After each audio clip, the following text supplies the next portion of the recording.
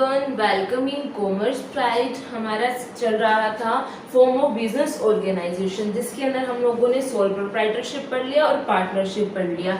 आज जो हम बात करने वाले हैं वो बात करने वाले ज्वाइंट हिंदू फैमिली की।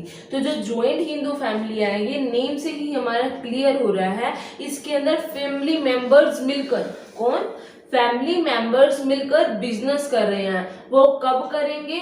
फर्स्ट, अगर हमारे किसी पुरानी, मतलब जो हमारे पूर्वज हैं या हमारे दादाजी हैं, उनकी क्या कोई ना कोई बिजनेस कैरी होता हो, उनकी कोई ना कोई प्रॉपर्टी हो, तब हम इसके अंदर कर सकते हैं। तो मेन हेड कौन होगा इस बिजनेस का? मेन हेड होगा कर्ता। अब कर्ता कौन होगा? कर्ता बोल सकते हैं हम, मुखिया बोल सकते हैं।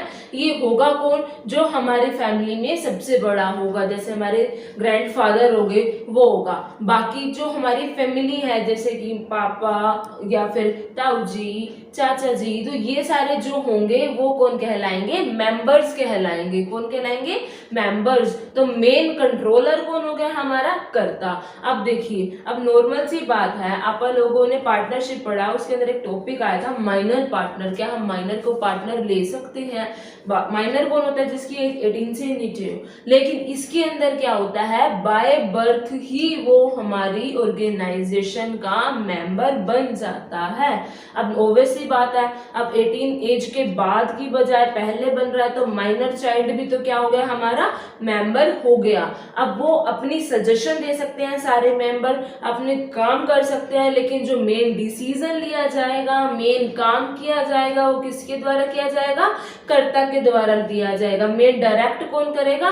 कर्ता करेगा। अब सारा काम कर्ता कर रहा है, तो लायबिलिटी भी किसकी अनलिमिटेड हो जाएगी? हमारे कर्ता की अनलिमिटेड हो जाएगी। इट मीन्स यहाँ पर जितने भी मेंबर्स हैं उनकी लायबिलिटी लिमिटेड होगी, बट कर्ता की लायबिलिटी अनलिमिटेड होगी।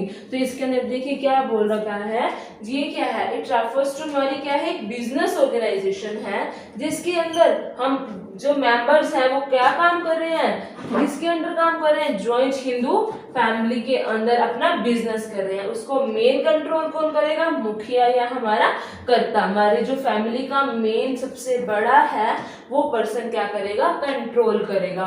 ठीक है। और ये गवर्न किसके द्वारा होगी? हिंदू लॉ के अकॉर्डिंग। मतलब जो रूल्स एंड रेगुलेशन बनेंगे, उसको चलाने का जो तरीका होगा, सारा किसके अकॉर्डिंग होगा? हमारे हिंदू लॉ के अंदर। और यही बोल रखा है, इसके अंदर सबको क्या मिलेगा? इक्वल राइट मिलेगा, बट मेन जो कंट्रोलर कौन होगा? वो हमारा कौन होगा? कर्ता होगा। अब इससे हमें ये चीज तो क्लियर हो गई है कि यहाँ पर हमारे मेन काम करने वाला कर्ता है, बाकी जितने पर्सन्स हैं या जो मेंबर्स हैं वो क्या करेंगे? एज अ वर्क करेंगे, लेकिन डायरेक्शन जो सबसे ज्यादा या सबसे बड़ा कंट्रोलर हमारा कर्ता होगा। जब वो होगा तो लायबिलिटी भी उसकी क्या होगी? अनलिमिटेड होगी। तो वही चीज इसके फीचर्स के अंदर पढ़ेंगे। तो पहला फीचर इन्होंने क्या बोल रखा है? मैनेजमेंट बाय कर्ता। तो जो मैनेजमेंट का जितना भी काम है, मेन कौन करेगा? कर्ता करेगा। अब सपोज इट कर्ता को कुछ हो जाता है, ठीक है, तब उसकी बजाय बिजनेस कौन संभालेगा? क्या हमारी ज्वाइंट हिंदू फैमिली बंद हो जाएगी? नहीं, हमारी ज्वाइंट हिंदू फैमिली बंद नहीं होगी। इसको जो मेन संभालेगा वो उसके बजाय जो सबसे बड़ा होगा वो उस बिजनेस को कैरी कर लेगा। मतलब बिजनेस बंद नहीं हो रहा है उसके जाने या ना जाने से। उसके बाद नेक्स्ट जो हमारी फैमिली में सबसे बड़ा होगा वो उसको क्या करेगा? आगे चलाएगा बिजनेस को। आगे क्या बोल रखा है? Limited liability. बिल्कुल जितने मेंबर्स हैं ना उनकी लिमिटेड लायबिलिटी होती है, लेकिन जो कर्ता होती है, उस कर्ता है उसकी क्या होती है? अनलिमिटेड लायबिलिटी होती है। जस्ट एग्जांपल ये लगा लीजिए, अब एक बिजनेस हमारा चल रहा है जो हमारे ग्रैंडफादर के थ्रू चल रहा है, ठीक है। अब एक मेरा ब्रदर है, वो अलग से जॉब कर रहा है, उसने जो भी अर्निंग करी, उससे कोई प्रॉपर्टी खरीद ली या उसके पास जितना भी कैश फॉर्म में है, बैंक फॉर्म में है, जो उसके पास है। अब कल को बिजनेस में कोई भी अप एंड डाउन आ जाते हैं, तो मेरे ब्रदर के पास जितना है वो पर्सन लायबल नहीं है। वो मेंबर जरूर है, बट वो लायबल नहीं है। जितना उसने पास है वो उस चीज में से नहीं दे सकता। तो वही बात होगी ना। अब जो ब्रदर था उसकी क्या होगी? लिमिटेड लायबिलिटी होगी। जो करता है उसकी क्या होगी? अनलिमिटेड लायबिलिटी हो गई। समझ आया? उसके बाद नेक्स्ट क्या बोल रहा है? रजिस्ट्रेशन। यहाँ पर HUF में हमें रजिस्ट्रेशन करवाने की कोई भी ज़रूरत नहीं है।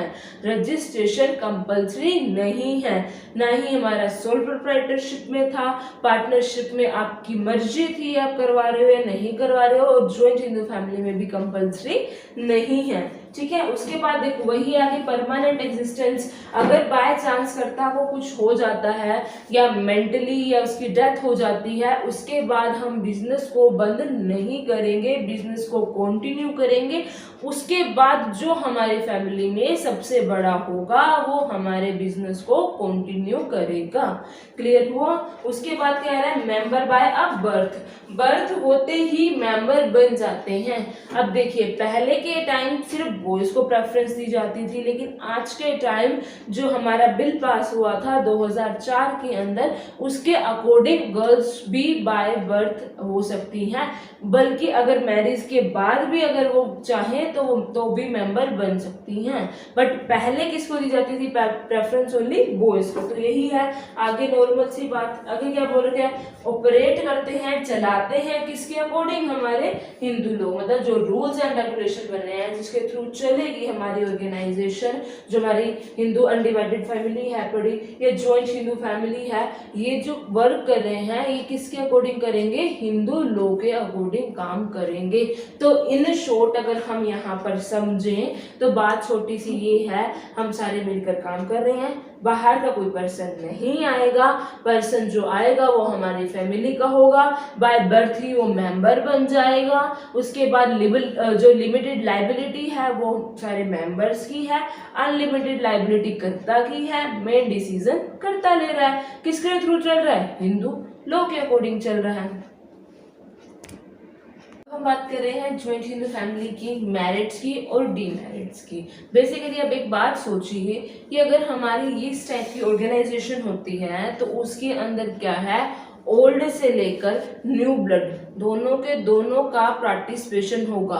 अब कोई पर्सन कंटिन्यू बिजनेस कर रहा है तो उसको कितना सारा एक्सपीरियंस हो जाएगा, और जो न्यू टेक्नोलॉजी वगैरह हमारी है बड़ी, उसको जो न्यू ब्लड है उसको बहुत अच्छे से पता होगा। तो वही चीज़ है ना, ये तो क्या हो गया, एक कंप्लीट पैकेज हो गया कि आपको हर वैरायटी के पर्सन्स अवेलेबल होंगे। जितने वैरायटीज के पर्सन अवेलेबल होंगे उसी के हिसाब से उनके पास नॉलेज होगी, उतने अच्छे से हमारा बिजनेस हो पाएगा। बट अब यही साथ साथ सोचिए, सारी पावर किसके पास है? हमारे कर्ता के पास। कर्ता के पास है ना, तो मेन डिसीजन कौन लेगा? कर्ता लेगा। इसका मतलब क्या हो गया, सारी की सारी पावर क्या हो गई?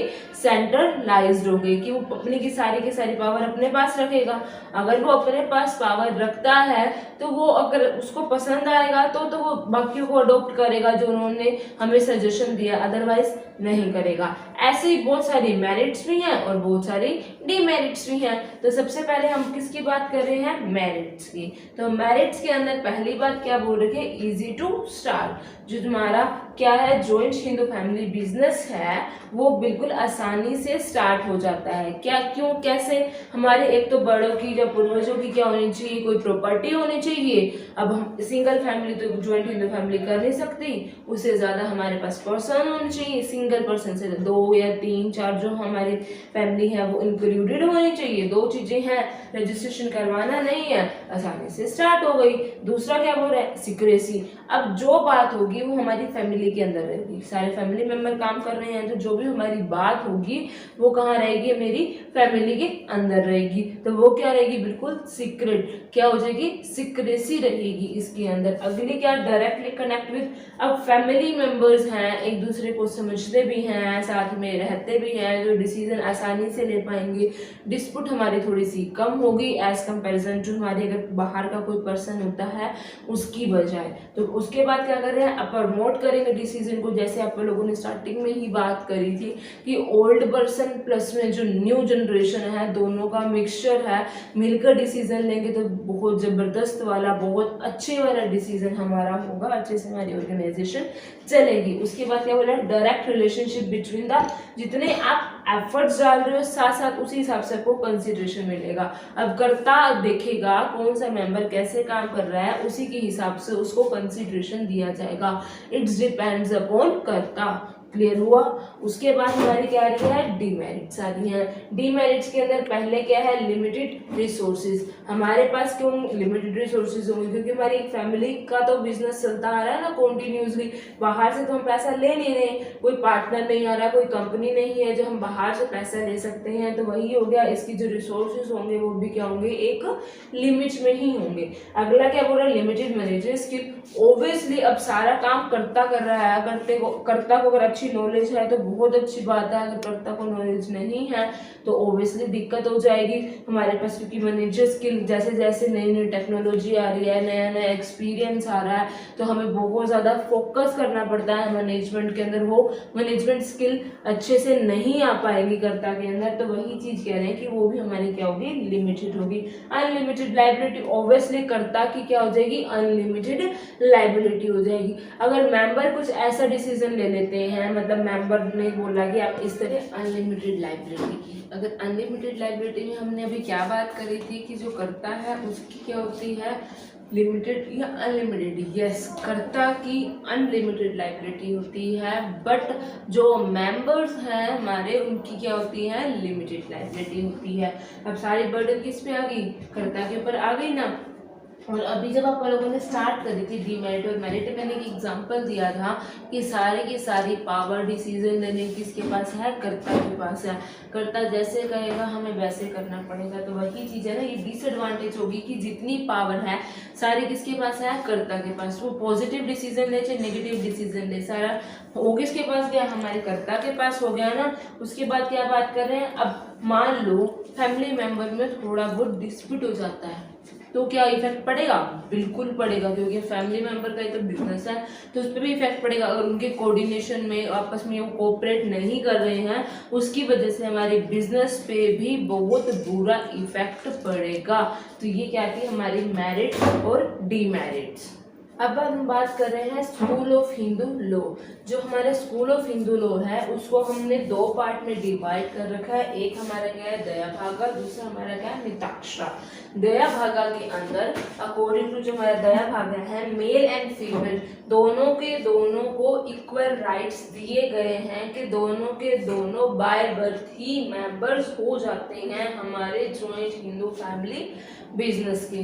लेकिन मिताक्षा के अंदर क्या है, ओनली सिर्फ मेल मेंबर्स को ही प्रेफरेंस दी गई है, इसके अंदर फीमेल्स को प्रेफरेंस नहीं दी गई है। As a by birth only हमारे मेल मेंबर ही काउंटेबल होते हैं। उसके बाद यहाँ पर बात की गई है हमारा जेंडर इनइक्वालिटी हो गई ना। अब गवर्नमेंट ने ये सोचा, ये चीज़ तो बहुत गलत है। हाँ, आज के टाइम हमारा जो ये बिजनेस है वो बहुत कम है, क्योंकि अब क्या हो रहा है, सेपरेट फैमिली सिस्टम चल रहा है। पहले इंडिया में हमेशा हर घर में क्या होता था, ज्वाइंट हिंदू फैमिली होता था, बट अब नहीं है।